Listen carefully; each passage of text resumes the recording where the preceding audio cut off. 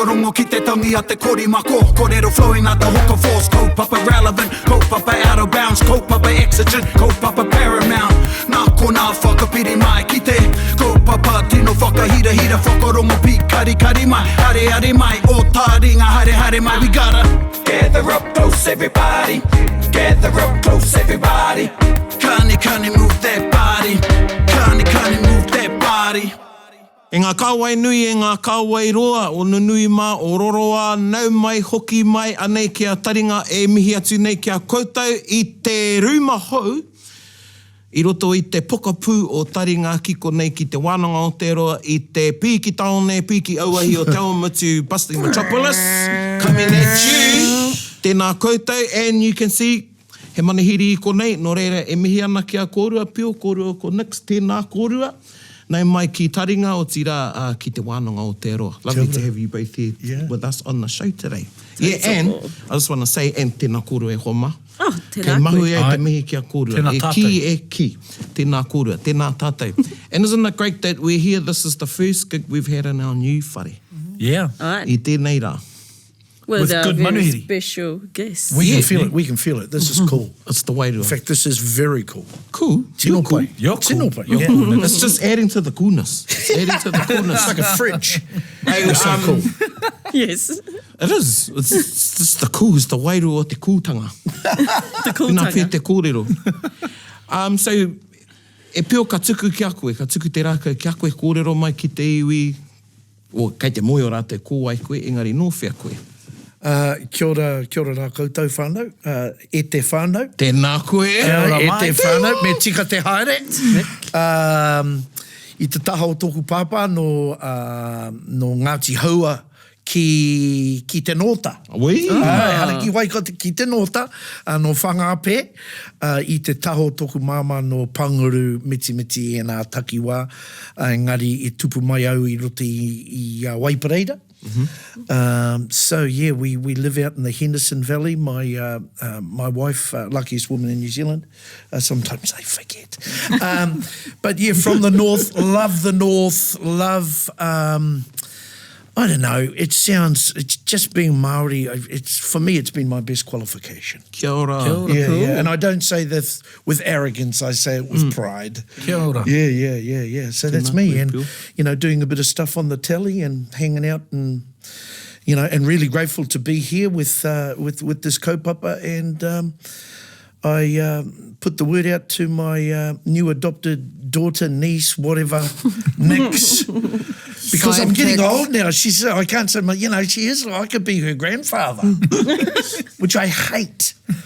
But tēnā koe. Tēnā koutou, tēnā koe. Tēnā koe. Interesting to hear about Ngāti Haua and the North. Yeah. And Ngāti Haua down here have already settled, so you don't need to worry about any Waitangi trope. Is there a template that we could borrow? I think the first one is the ability to communicate. Yeah, that's a big one now. That's another episode. Yeah. Rau Ngāti Haua, that's us. Tēnā koe. And over to you, Nix. Tēnā koe. Welcome to Taringa. Thank you. So my name is Nicola Adams. I'm from Ahipara. I'm a mother of 4 and I'm just all over the place. I'm not too sure where to start. I do a lot of my mahi online, utilising social media. What's your handle on the gram? CWK. CWK. Yeah, all day. CWK all day. Courage, wisdom, knowledge. Wow. I didn't know that. So did you know that? Us Wow, youngies all know that. grandfather.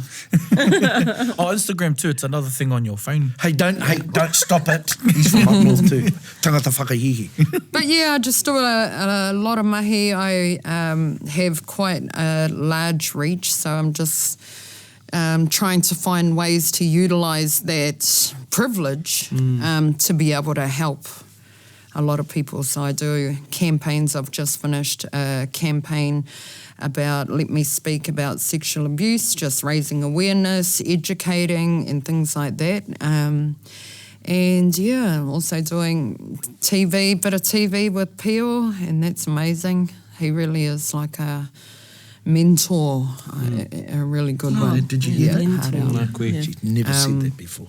And it just makes that whole transition for me, because there was nothing that I was thinking about. I wasn't thinking about TV, but he's just made that whole transition so much easier for me. So, and then to be able to come on board with kaupapa like this that has substance behind it is important.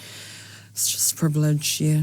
And now also you're a privilege to be here too. Yeah. Now you're doing podcasts. Yeah, for sure. Yeah, So- tēnā kōrua. I just want to, I know. giving the- because usually, you're like this. Yeah, that's You true. know, so, I know a lot of our listeners and those watching us, we've seen you in a different light, and you too, e hoa. Yeah. You're a trailblazer, I roto I te inga mai pāpāho, kanohi mo te ao Māori I roto I o mai, katoa nore, e tino mihi ana You're like mātai one of the ki kōrua. OGs. Tēnei Hard rā. out. The OGs over... I was watching something on Overly Māori generous. Which? Originals. Original. Oh, yeah. You need to do some work on your spelling. There's more letters in that word. I didn't make up that, okay? That's Thank what it you. is, yeah, Yeah. OGs. Yeah. Me whakarongo pi kari kari. Well, one OG thing of Taringa is our kiwaha section, so kei awai tā tātou kiwaha I tēnei rā. Koma? Me. Tauana. Tauana. Tauana. And how tō whakamārama mo te tauana? I don't actually know. I've just seen it used a lot on Facebook lately. Yeah. So that's why I asked you prior to this recording if that was a kiwaha. And I I was suppose we hoping could you work can it give out, me couldn't the... You work it out. We could work it out. Hopefully. Yeah, Can we tau? can work it out. So what is it in English first? Yeah. Well, that's the question. Yeah, So because is it's an idiom or a kiwaha, it can have a few sort of Yeah. meanings attached to it. There's not like one sort of translation for it, but it can mean too much. That's the best. Great. Oh, okay, sweet as. Yeah, sweet as. What else? Oh, is it when something's settled? Yeah, Yeah, that's what I was Tau, ne? wondering. Yeah, so what's for Tau lunch? as What's in for settled. no. yeah. Yep, we're going here for kai. Yep, tauana. Ah, it's like yeah. the decision's been made. Yeah. Or like, man.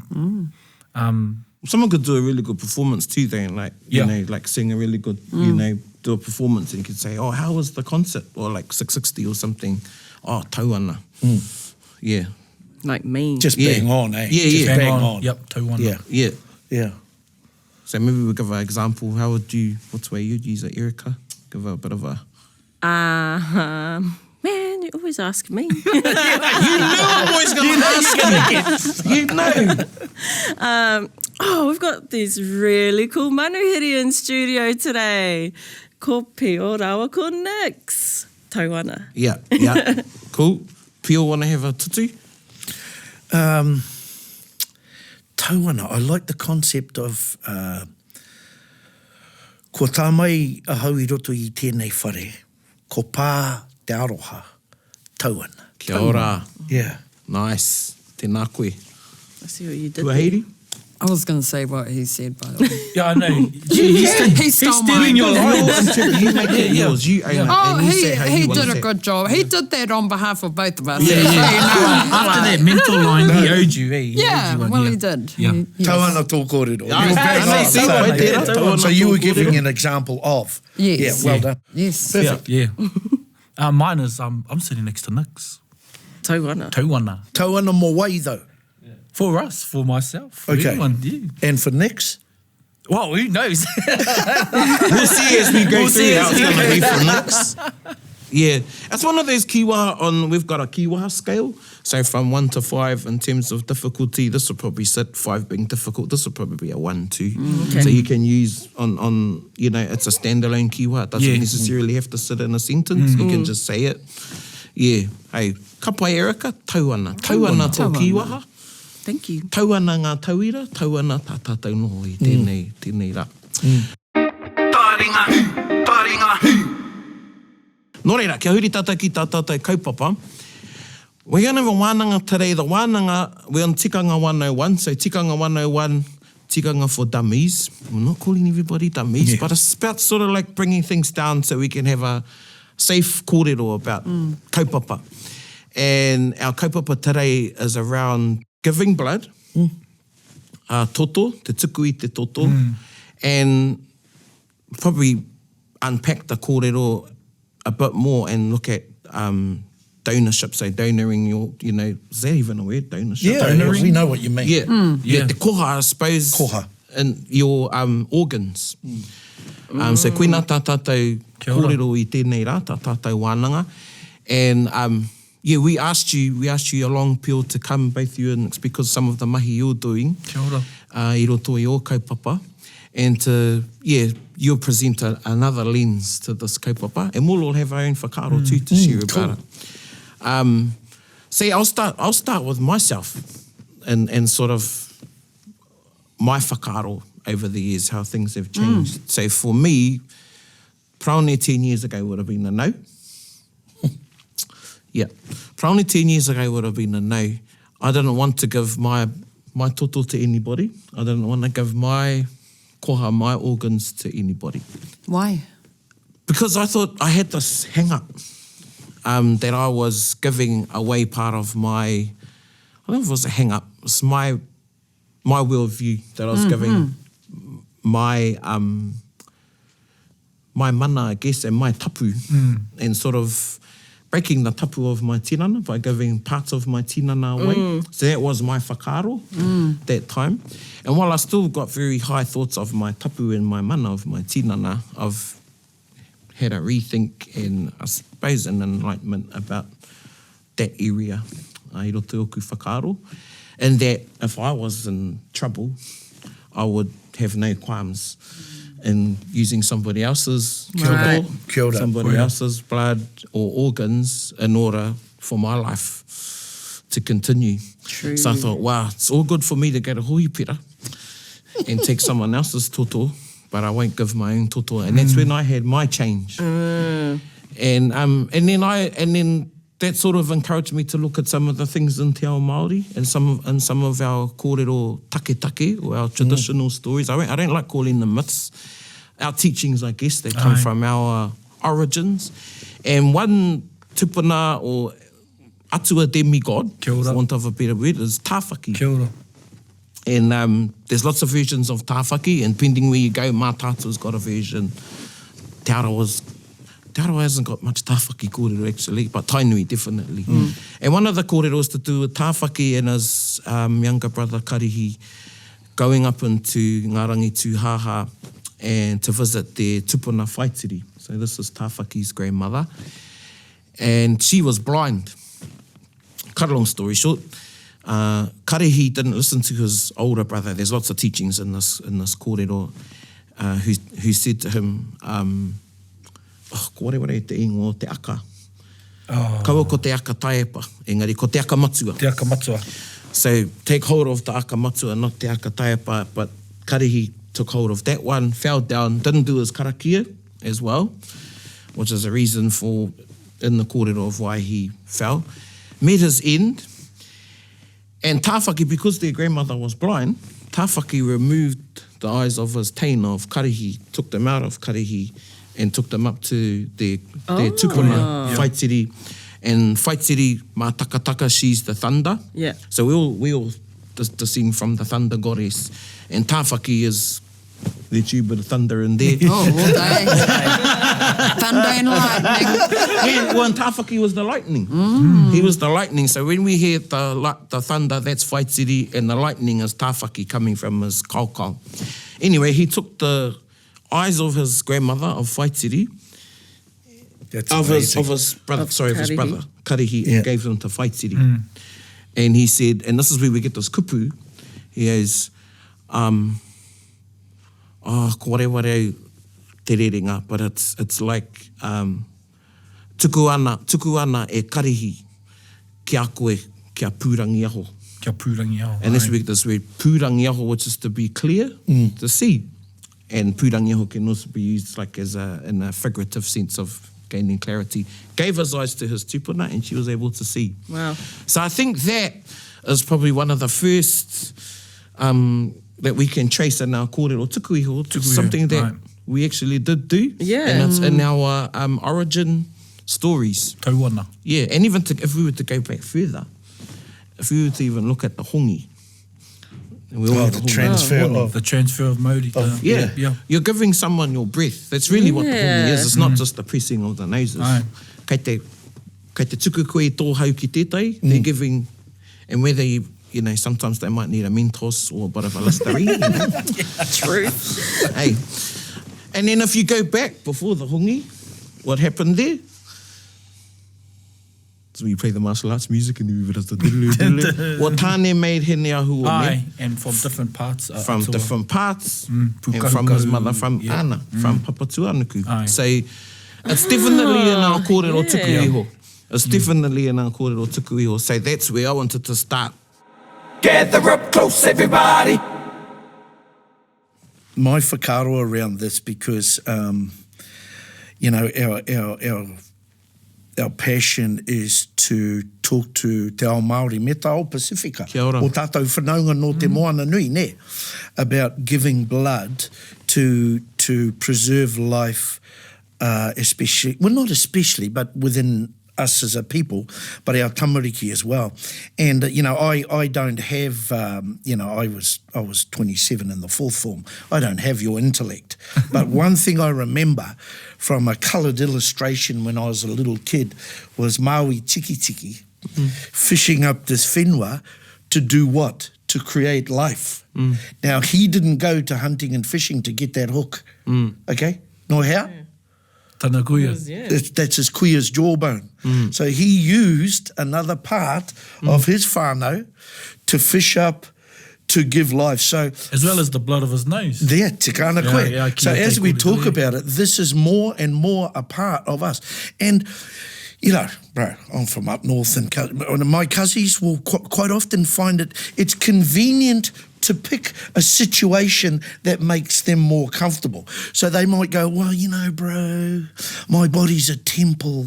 And, you know, I've been watching you for the last 35 years smoke, eat McDonald's and pour rum and coke down your body. But next minute, he whare tapu. Yeah. Kia You ora. know, and the other thing that's in mine and Debbie's journey through the grief of losing our son to a blood disease Kia ora.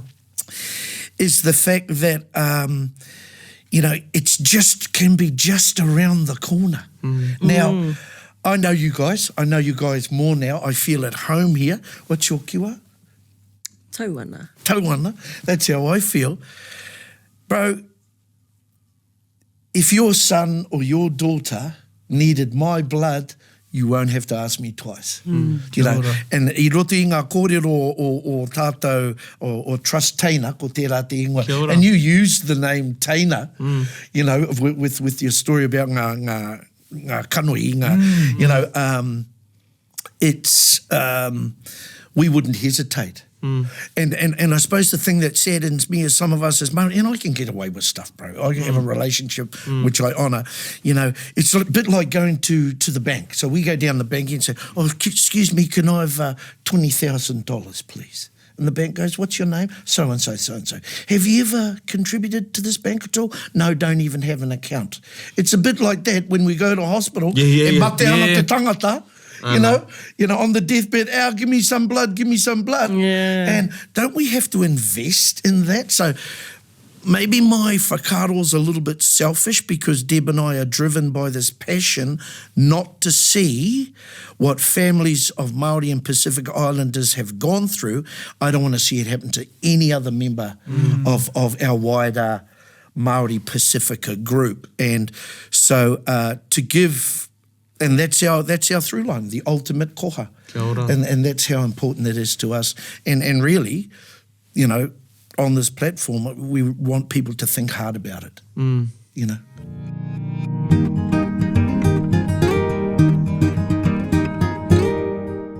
Ki whio whakaro next? To be honest, it's just something that I just haven't even thought about, and probably because I wasn't something that I've really been educated about. Like, you know, but this morning I woke up and I'm not educated about this stuff. Yeah. And then I came through, caught up with Deb and Pio, And now I'm sitting here like, man, why haven't I done this earlier? Kia ora. You know, we see, I don't know about you fellas, but I'm the type of auntie, I don't care whose kids you are, if you're there and I got food and I'm feeding the kids, you know, you come over here and straight away. Yeah. So when I think about it, like, why haven't I done that to be able to help other children, you know? I have it in me to potentially be able to help.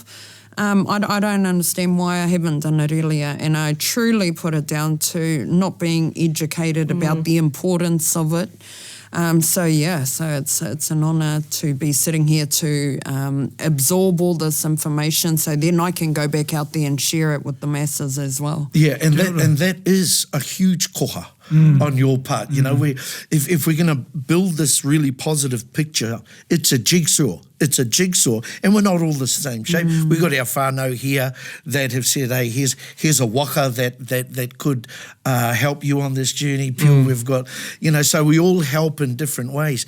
And really, it's human nature next to go, you know, until it happens to you. Yeah. And we can't keep living in a bubble if we actually believe the whakaro that whānau is everything. Kia ora. You know, well, invest. Tēnā koe. And I was also thinking, you know, when I was talking about that, you know, with the kid and feeding, we're all like that, but we don't ever stop and say, well, who do you belong to before I give you this food? You see a child, Very good point. you know, you see someone that's in need or starving or, you know, needing blood, need. and you have it, you know, like, So I'm going to, really push for this. Well, even Well, you know, you're- as you yeah. were talking about feeding other tamariki and you know, we've been so colonised, westernised.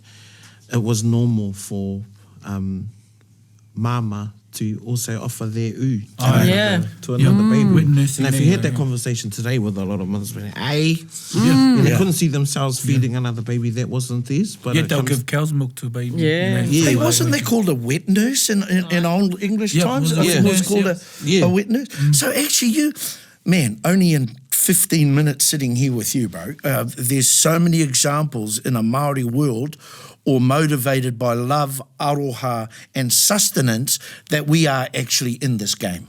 Yep. You know, and that's the point I want to get across, eh? Tēnā And we koe. have to motivate to ensure that we can do this. Kia ora. Have you given, puairi, ko tukuku i te toto? I think I have. I think it's something you should remember. But No, I feel like you would remember. yeah, maybe I Yeah. was too. Yeah, no, I don't think so. No, yeah. I had my little, like I have my own tikanga that I practice, and I have a little karakia for myself. Yeah. Because and in my karakia, I'm thinking about the intention Kia ora. Right. of what I'm doing and where to whom my toto is going, and send it in peace and goodwill. That there isn't anything on there, you know. That's just for me. Yeah. Actually makes a lot of sense. I love that. Yeah, Yeah. And it's a great practice to encourage for others that want to do it, because I think a lot of it is based on an unknowing and Yeah. only knowing that part or believing that part that you're giving something away that's part of you. So yeah, I think talking about what's a safe practice for if people want to practice in that way, and also what is happening when you give away toto. Yeah. So koina taku pātai ki a koe, what's happening ki o whakaro, hey, mā te tirohanga Māori, are you giving mauri away? Are you giving, is your tapu, are you taking it out of tapu when you give that toto? And those were all the things that were hurdles Yeah. Aye. for me when I had to come to this, to be comfortable to give my toto away. You know, I'm well grounded in te ao Māori aye. and the things that underpin my thinking and who I am and my being. And that's why I have that karakia. Kia ora. Because I'm not only I'm giving my toto to somebody. The toto that runs within me is the toto of my tupuna. Kia ora.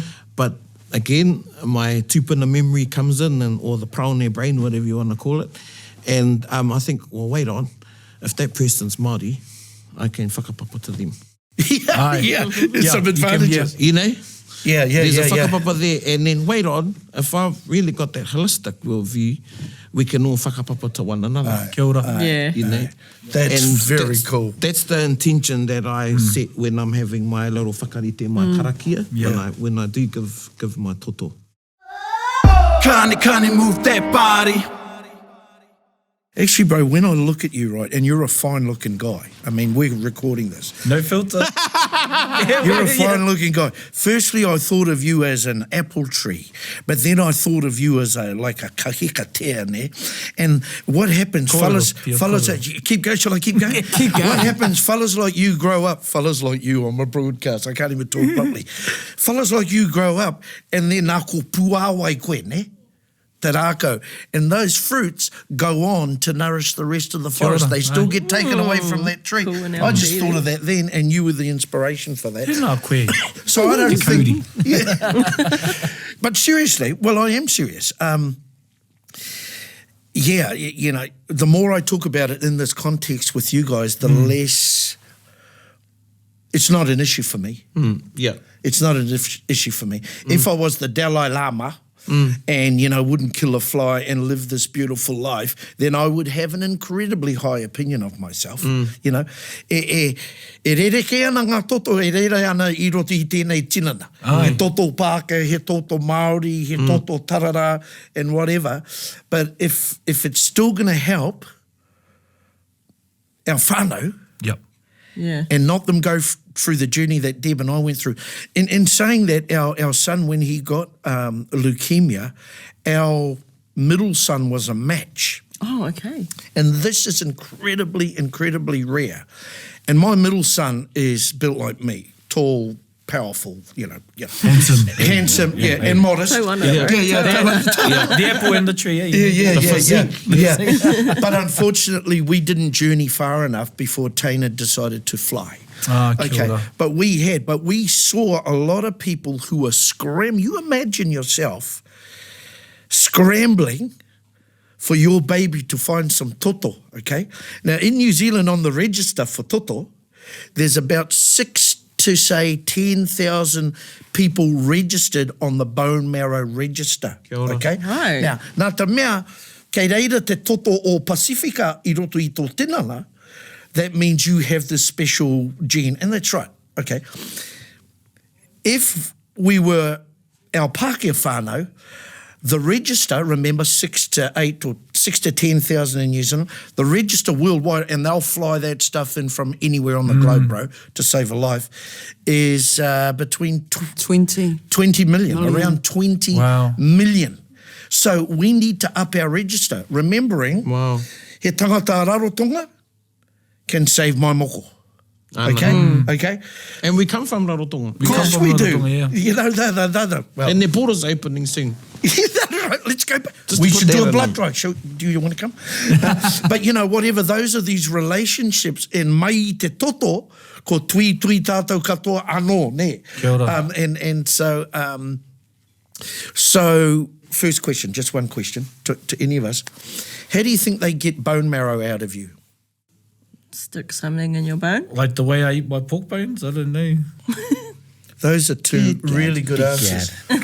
You know, some of my whānau, and I come from a long line of pretty clever people, think they actually drill something into your bone to get the marrow out. Similar to your answer, right? Yeah. Doesn't happen. It just comes from your blood. Oh, really? They don't even touch you.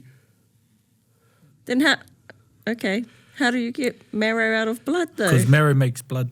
Yeah. I don't know, I'm not a doctor, but what I'm saying is some of those fears about, oh, bro, they're going to go down to Mitre 10, get a Black & Decker and stick it up my nono to Put get you my through the bone marrow. bandsaw and- No, bro, you actually say, when you give blood, okay, when you and I give blood, bro, and they say, oh, by the way, take some of that out and I want to go on the bone marrow register. Oh. That's it. Choice, yeah. Okay. Oh, kia ora. Well, that's good to know because I didn't know that part. Yeah, Yeah, not same. many I've people. been going on the bone marrow register. I heard it was stuff. Because I was painful. wondering where you were Yeah, I going didn't know about that this part. bone marrow. Yeah. Say. That's it. And for a lot of our people, they go, no way, I don't blame them either. But that's not the case. So, you know, even though we're here not even though, we're blessed to be here at the Wānanga, it's, what's your fella's through line, your kaupapa, is education. Whānau transformation. Whānau transformation through education. Well, bro, that's an example of that, in my opinion, is getting that knowledge so that we can get our bone register up and keep our whānau strong. And what helps is that behind it is mātauranga Māori. I think that's the main thing, especially for, like I said, helping whānau understand it, that they can. They can, and I just want to touch on the kōrero that Prane opened with, is that we only need to look back to our kōrero, and in there are clues or ideas that that can help us make new decisions based in this new world. Yeah, that's the big thing. And the other thing is, where's your hair gone after you've gone to the hairdresser? Where do your nails go? We've got an episode on about where your hair goes, or how you treat that, and so then what makes it so different than using your toto? What happens to your hair and your nails? Yaua. Yeah. So I go to the barber, cutthroat barbers. Vacuum it up. Do you do anything to? I do a whakawātea, I do a I have taken my nails up to where my baby lies and put them in with him. But as a normal practice, no. No. What about you? Do you have a practice? Oh, I'm like, yes, it's gone. Come on, you Acrylics. And then those nails, they just some new ones. Yeah. Yeah. Every second week. No. So just, and just using this vehicle, bro, to reinforce the whakaaro around, it ain't scary. As far as Deb and I are concerned and trust, we got 3 doctors on our board, Māori doctors. Kia ora. Man, these guys are unbelievable, and they're really fired up about equality in Māori health. And we are just blessed to have these people. And boy, when you ask me a sort of a medical question, this wahine from up north and this fella from Tauranga with a bit of, man, they're there. And let the Taringa speak about those. Yeah, this is why I get the guitar. Kei a koe tō mahi, kei a rātai tā rātai Stay in mahi. your lane, bro. It Yeah. should be a new... Yeah. So it is exciting times, and it is important that we let our whānau know that this is how we can contribute to our welfare, Hey, just one more thing. Another reason as to why I haven't thought about giving blood is because I've been a smoker since I was 11. And so I think any time that I would have heard anything about anything, I would have thought, nah, I'm too rotten. My blood's too rotten for, to be, it's not going to do anything. But that's so true. Yeah. I'm scared they're just going to draw steak and cheese out. Yeah. Is there a criteria that you need to meet to be able to donate blood? If you're really big and unhealthy and you smoke, we would love to have your blood. Doesn't make any difference. Really? If you're gay, we'd love to have your blood. Yeah, there's a few things that we have to check up. So who can't give blood? Like who, so pretty much anybody can koha their toto. Yeah, they can. Over Some people who are currently unwell or currently out of it, or currently, have drugs in the system, can't. But because a lot of fellas, and I remember Deb meeting some fella up in, she's always meeting strange men, actually. Meeting some fellow who had all these tattoos, one of the cuzzies in one of the clubs, and he says, oh, no, I hate needles. And she goes, what? You're covered in tattoos? Needle phobia. Oh, I'm too fat, I'm overweight, I've been smoking dope since I was 12 years old. Your blood is gold. Your blood is perfect. And it's going to go somewhere to help somebody. So that's something. And within our campaign of Trust Taina, as we move towards a drive that we're having on the 17th of July, in Hamilton. We'll move more to get that information out and make sure that people. I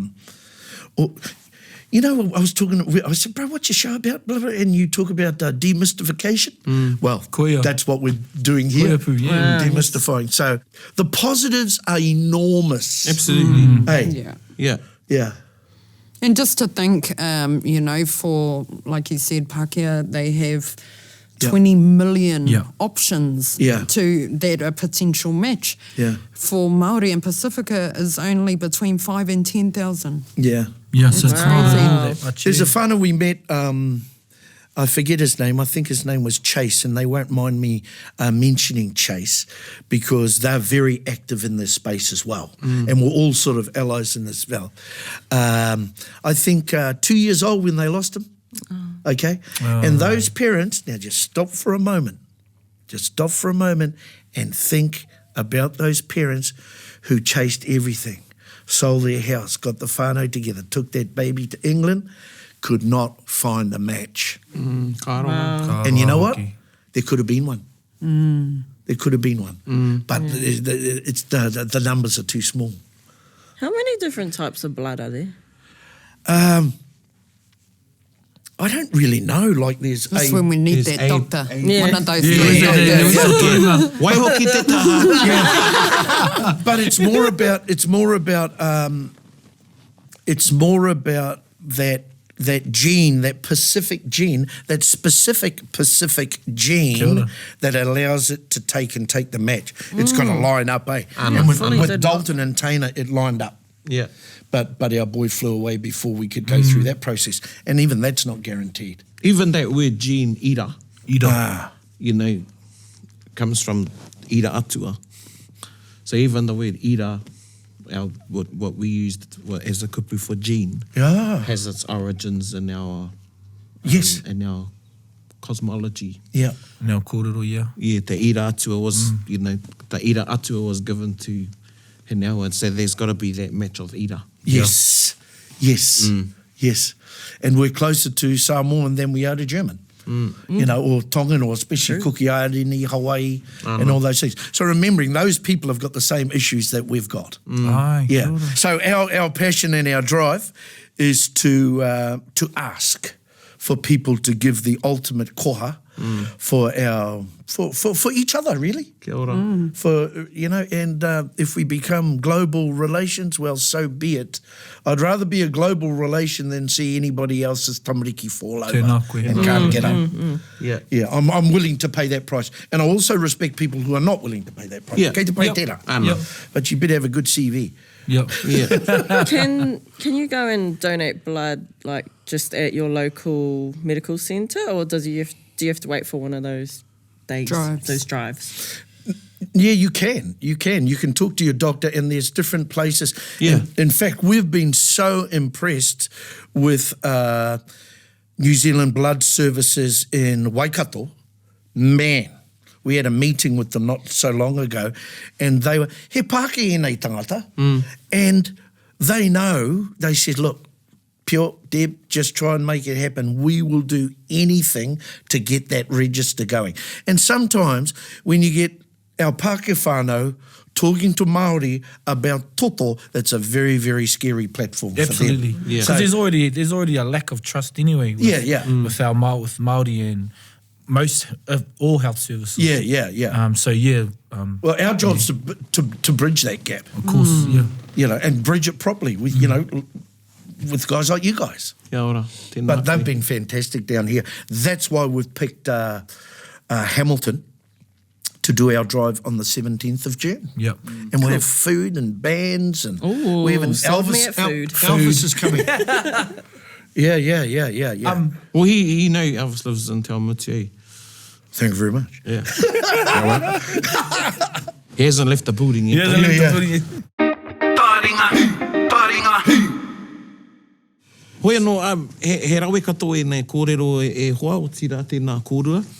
And, you know, the kōrero about the rākau resonated with me. And, you know, tētai o, I'm reading a book at the moment, and it's one of the quotes from the book is, you know, plant seeds to grow trees that you'll never sit under the shade of. Right. You know, it's one of the Koia. kōrero. Right. Wow. And, you know, that really is leaving a legacy. And that's the kaupapa as well. The Yeah. kaupapa of giving the ultimate koha of toto. Kia ora. Hei oranga mo tētai atu. Right. That you won't even know, but you know that you've done your bit. Hei oranga mo tētai. Nō reira, i runga i tō aroha. I runga i tō aroha. Koira. o e mihi ana. And while we're speaking about aroha, I've heard you've had a bit of, you've been dusted off the raku. I'm one of those. I'm one of those sort of party guitarists that only know the first verse in the chorus. You keep it and you say the verse of the wrong order. Yeah. But you know what? It's a skill, eh? It's that eclectic entertainment skill. I'll tell you what, man, I was brought up in guitar parties as a very young boy, and my aunties and uncles had rules. You weren't allowed to do repeats. No repeats, yeah. You weren't allowed to do repeats. You had to know the kupu, and you weren't allowed to go flat. Yep. And if you Doesn't started matter the song, you had to carry the song. Oh, Yeah. okay, this Yep. counts No me out. going flat. Just recently, we had a bit of a cup of tea. Oh, yes. It was a cup of tea. We'll call it a cup of tea. And some of the ones in the cup of tea didn't know the kupu. I was one of them. And I pulled my phone up, Yeah. brought up Which the is cool. com or something. You're one Is of the it? aunties go, hey, you're cheating. If you don't know the words, you don't know the words. I say, no, come on, auntie, we can use, We're evolving. Yeah, now you're cheating. Oh, tūturu, eh? Well, we're going to have to cheat. Okay. Tatatau waiata. Tata. What a famous guy this was. What Northern guy. Tui Teka. Is he from up north? Well, his last stop was the Ruawai pub. That's right. We nearly kept him Otago, there. isn't he? Yeah, nearly kept him there. Yep. E Paul. Is that our out song? Yeah, that's our song. Kia ora. Because he runga i te aroha. I runga i te aroha, ai. Ki a koe te tau, a kumihi. Pull the words up, G. I'm just going to listen. A kua haere, koe ki hea.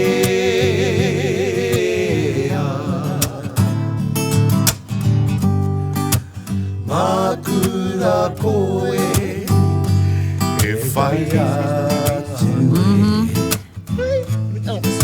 Who's your BVs? What on is the BV? O taku aroha ka utoru.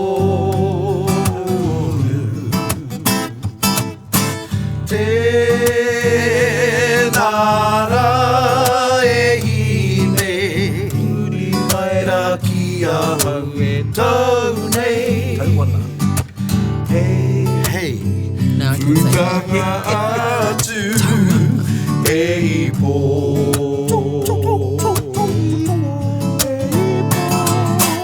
O tira e hine, kua taunga ke tēnei tinana.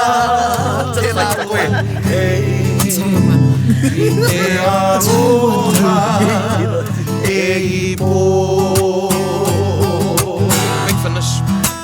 Ki te aroha e po.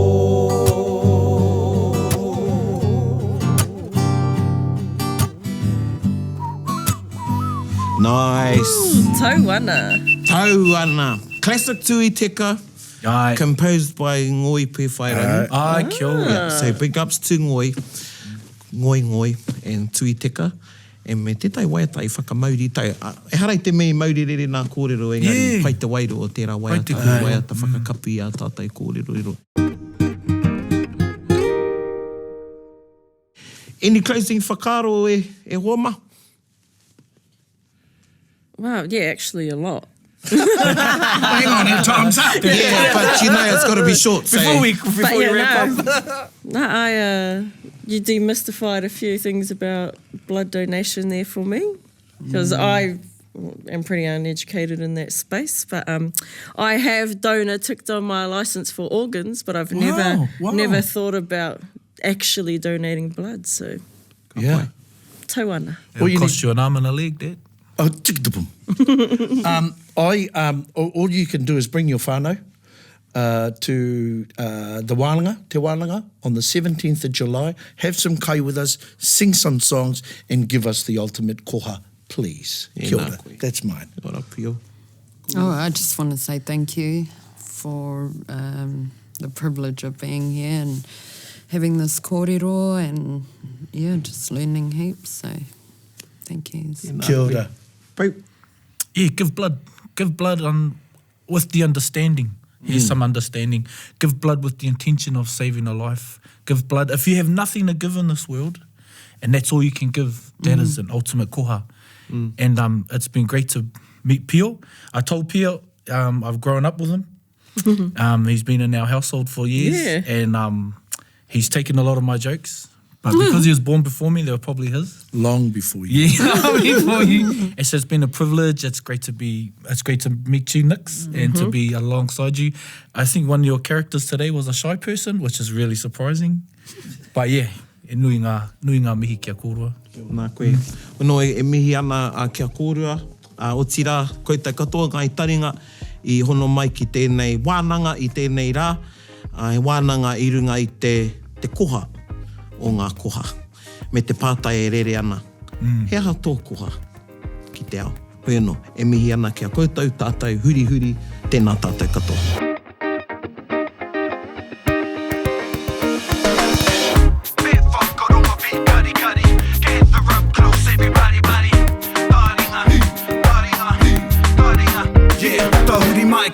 Whakarongo ki te tangi a te kori mako. Kōrero flowing at the hook force. Kaupapa relevant, kaupapa out of bounds, kaupapa exigent, kaupapa paramount.